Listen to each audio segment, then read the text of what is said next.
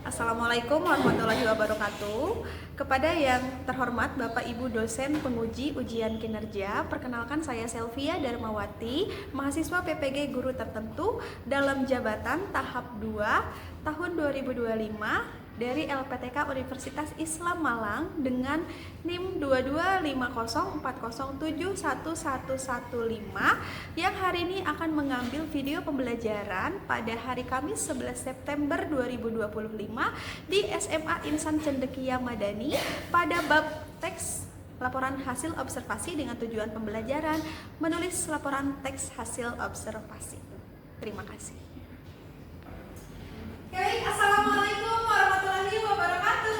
Waalaikumsalam warahmatullahi wabarakatuh. Alhamdulillah hari ini bertemu lagi dengan Miss Selvi untuk belajar bahasa Indonesia. Oke, kalau gitu sebelum kita mulai belajar, mari kita berdoa dulu. Cinta silakan dipimpin doanya.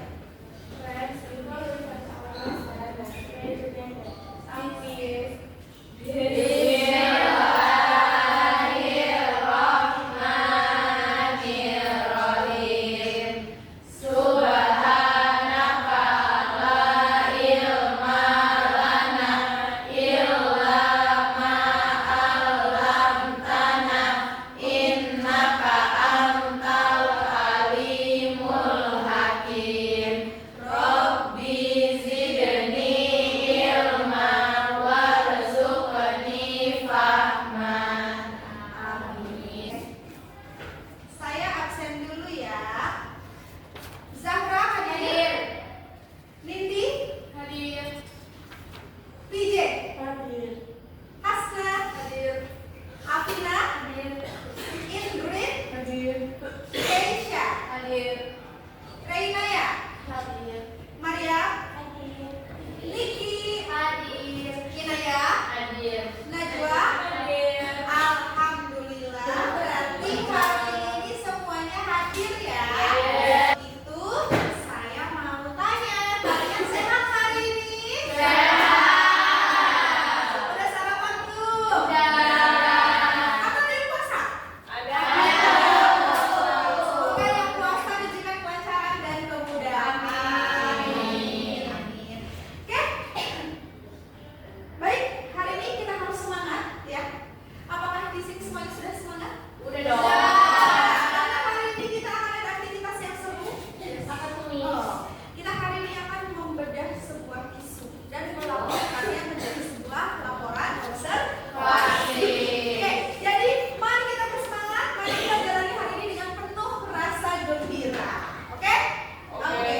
Nah, tapi sebelum itu, saya pengen ajak kalian untuk tes diagnostik terlebih dahulu. Tes diagnostiknya ada di Teams, silakan dibuka laptopnya. Thank you, Miss. Oke. Makasih. Dibuka Microsoft Teams-nya. Bisa? Ada yang terkendala masuk ke Microsoft Teams? No. Bisa ya? Oke. Di situ ada soal diagnostik di bagian assignment. Silakan kalian kerjakan dengan jujur. Tidak perlu khawatir, tidak perlu nanya temennya. Karena di sini saya hanya akan mengukur seberapa jauh kemampuan kalian semua dalam menulis teks laporan hasil observasi. Silakan kerja. Sudah semua? Udah, Miss. Oke, baik. Kalau sudah, maka masih fokus nggak di sini? Masih. Ngantuk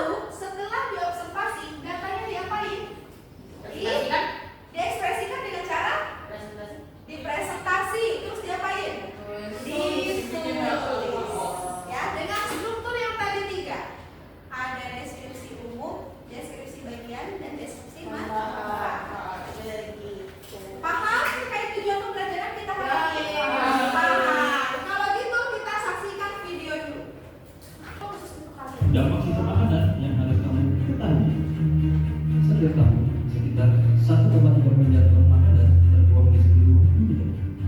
Di Indonesia, sekitar 14,7 juta ton per tahun makanan terbuang setiap tahunnya. Sampah sisa makanan berkontribusi terhadap 8% emisi gas rumah kaca global. Setiap tahun, sampah sisa makanan menyebabkan kerugian ekonomi hingga 940 miliar dolar. Sekitar 40% makanan yang dibeli oleh rumah tangga berakhir di tempat sampah. Mari bersama mengurangi sampah sisa makanan. Mulailah dari rumah.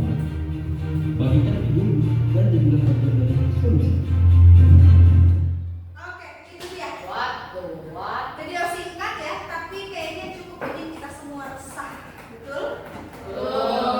Coba masalah apa sih di ada di video tadi? Aku. Boleh? Apa? Karena banyaknya food waste jadi berdampak juga ke ekonomi Oh. kita. Betul. Ternyata sampah makanan bukan sekedar sampah makanan saja. Ternyata punya dampak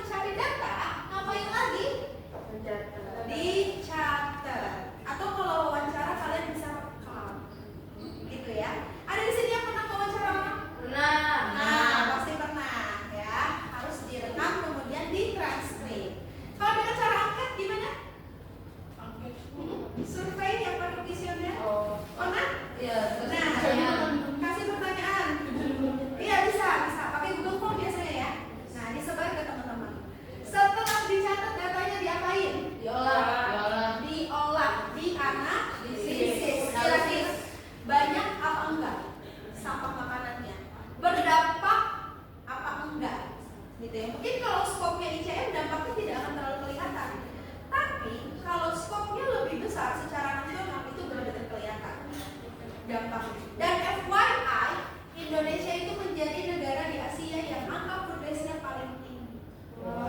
Sedih banget ya, padahal bangsa kita itu salah satu negara yang angka kelaparannya juga tinggi. Kemudian setelah diolah datanya, dimasukin jadi yang mana deskripsi umum, yang mana deskripsi bagian, yang mana deskripsi manfaat, diapain?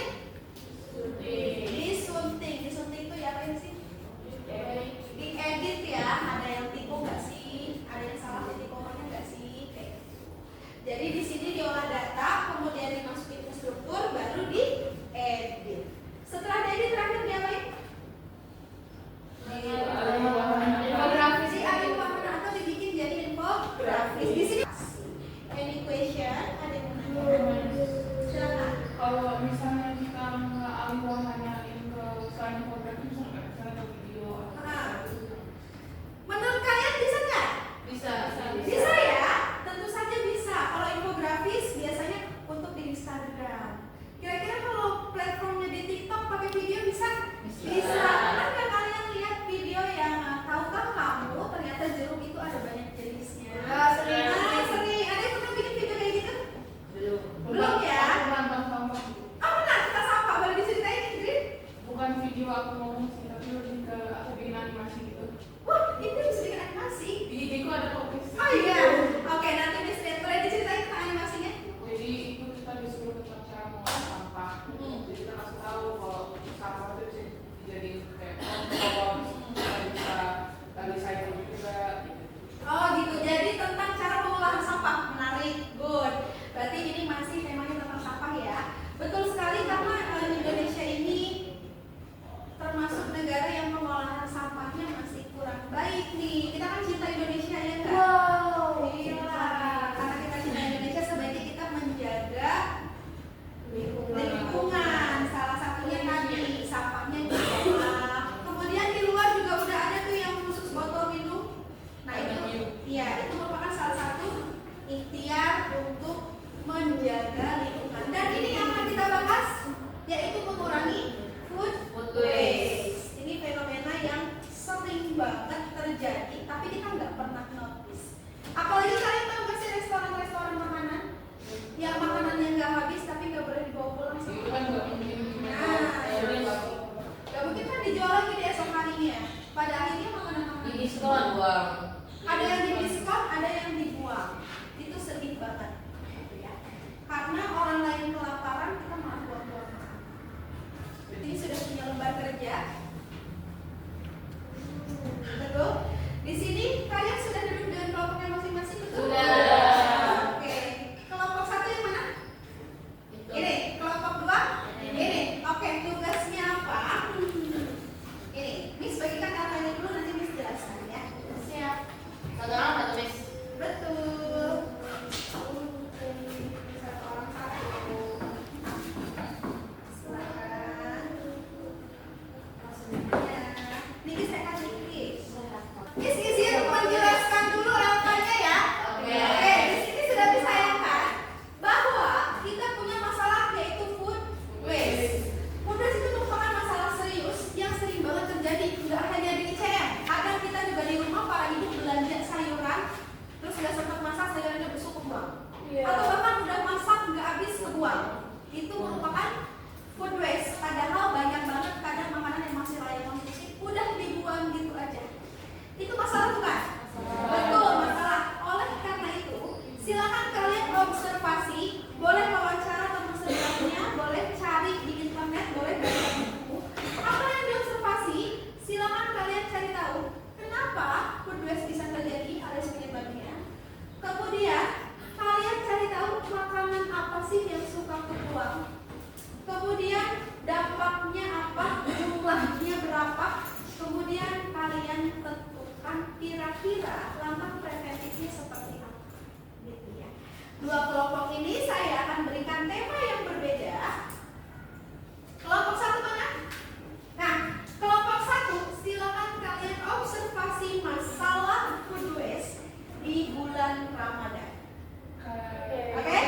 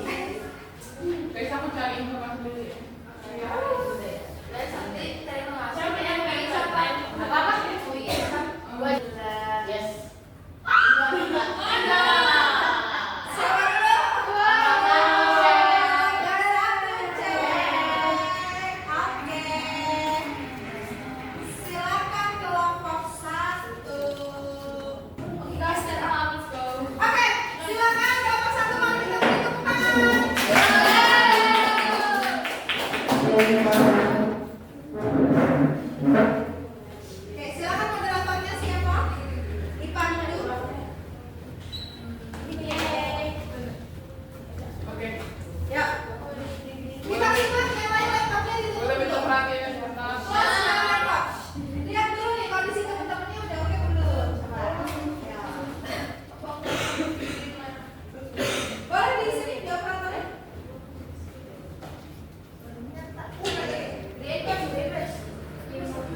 Dicoba. Oke. Ada makaron. Silakan Pak. Assalamualaikum warahmatullahi wabarakatuh. Waalaikumsalam warahmatullahi wabarakatuh. Selamat sore semuanya. Sore Ingrid and friends. Kami dari kelompok 1 yang beranggotakan Evolet, Ingrid, Hasna, Kesha, Cinta, dan Mariam. ingin mempresentasikan tentang food waste di bulan Ramadan. Oke, jadi kita akan menjelaskan kenapa sih di bulan Ramadan itu ada food waste dan food waste itu apa maksudnya. Jadi untuk pernyataan umumnya pada bulan Ramadan itu kan orang-orang banyak yang puasa. Nah puasa itu tujuannya buat apa? Menahan nafsu. Terus kita juga digraduasi makan. Nah karena itu banyak nih di media sosial, di masyarakat yang jualan banyak makanan, yang produksi makanan yang melimpah. Nah karena itu banyak orang-orang yang lapar, karena lapar di puasa dia dapat hawa nafsu. Terus dia jadi lapar mata, dan karena itu dia tuh punya nafsu yang tinggi atas makanan sama keinginan dia punya. Karena itu dia beli makanan yang banyak dan tapi dia nggak dihabisin. Karena itulah food waste terjadi.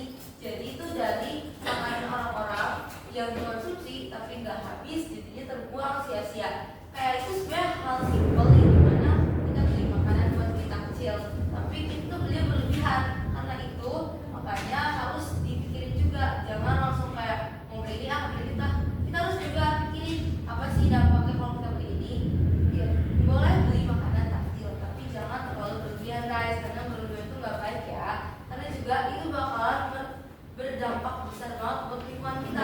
Sesimpel kita beli takjil kebanyakan nggak dimakan, ujung-ujungnya mana? Dibuang. Habis dibuang kan masuk kotak sampah dan dia bakal terus diurai. Terus dia bakalan berdampak besar dan buruk bagi lingkungan kita. Jadi harus ditahan hawa nafsunya. Bu, dari kita kelompok 1, apakah ada pertanyaan? Oke. Aku mau bertanya, guys, ada nggak sih hubungannya antara perilaku konsumtif dan meningkatnya food waste di bulan Ramadan? Silakan, yang mau jawab? Oke, silakan. Perilaku konsumtif itu kan berarti kita membeli tanpa mikir gitu, terus dalam jumlah banyak. Nah itu tuh berhubungan erat, soalnya kan food waste itu karena makanan yang tidak kita habisin, terus kayak sisa-sisanya. Jadi karena perilaku konsumtif itu membeli yang banyak, padahal perut kita juga kemungkinan gak mampu buat memakan semuanya, jadinya tuh kayak banyaknya sisa, banyak yang terjadi sisa, jadi ujung-ujungnya dibuang kan. Kadang-kadang gak dipikirin dulu ini bisa dijadiin apa bisa disimpan, enggak bisa dibuang. Jadi dia kayak itu ujung-ujungnya jadi sampah juga jadinya kayak dibuang. Oke. Artinya ada ya hubungan antara perilaku konsumtif sama food waste di bulan Ramadan. Karena ketika bulan Ramadan rata-rata orang jadi nafsu sehingga mereka ketika membeli sesuatu itu nggak pikir-pikir